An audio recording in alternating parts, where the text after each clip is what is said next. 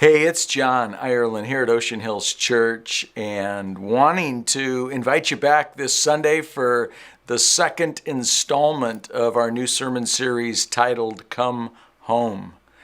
And this past week, we looked at Luke chapter 15, the story of the prodigal son, and we talked about the power of drifting away. In fact, we talked about the reality of people, including ourselves, that are prone to wander and drift from God. I remember as a young boy growing up in the Bay Area, we spent our summers and vacation time up at Lake Tahoe.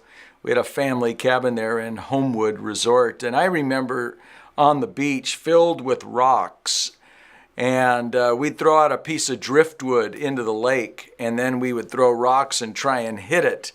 And we would do this for hours, and I remember how subtly and slowly that piece of driftwood would simply drift down the beach, and we would just follow it, and we would keep throwing rocks out to it. And over time, we would kind of have this aha moment where we would say, oh my goodness, how did we get all the way down here? Look how far from home we are. Look how far from the cabin we are. And we needed to walk ourselves back up the beach and get back home.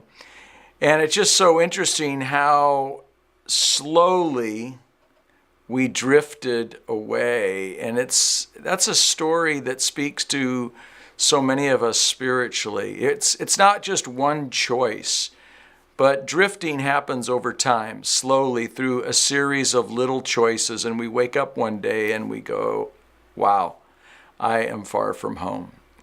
Let me give you 5 quick factors that cause us to drift, and using the acronym D.R.I.F.T. The D is for doubt. Some of us, we go through seasons of doubt in our life. We're wondering, is it true? Is the Bible true? Did Jesus really die on a cross for my sins? What does that mean? The resurrection?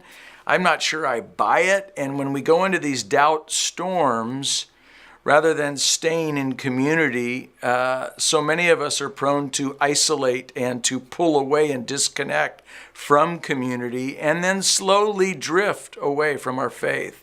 The R stands for riches, and that's really about success and money. And it's so interesting, but oftentimes when we are doing well and doing good and finding success in life, and the money's coming in and we're experiencing the riches, so to speak, we find we don't need God. We find that our hearts drift from God.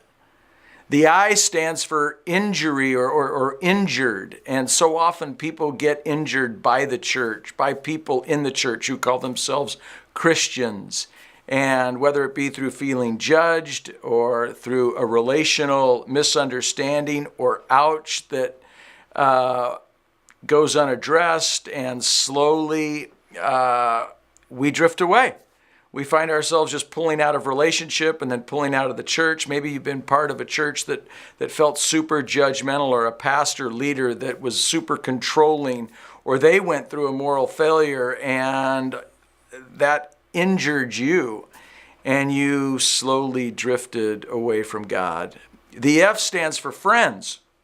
Friends are such an important part of our life.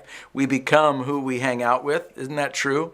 So whether it be a girlfriend or a boyfriend or new friends, and all of a sudden their priorities become our priorities, and their schedule becomes our schedule.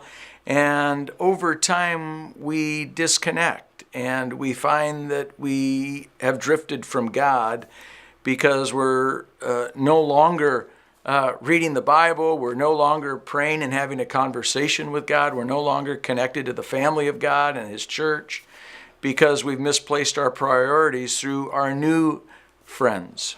And then, of course, the T, it stands for time. Time, I'm too busy. I've got so much going on. My life's crazy. All these crossing commitments. We're driving here. We're going there with our kids.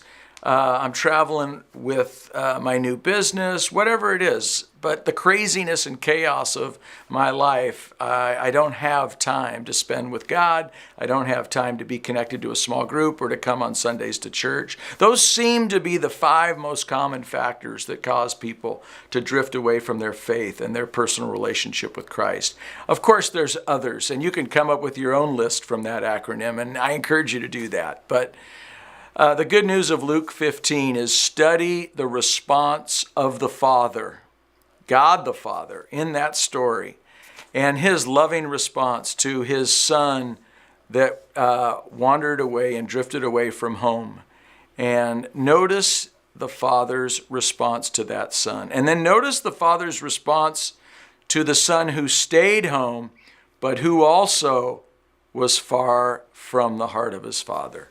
He drifted as well, even though he stayed geographically home. And we'll talk about that this week. Can't wait to see you there. Marjorie Luke Theater, Ocean Hills Church, Sunday, 10 a.m.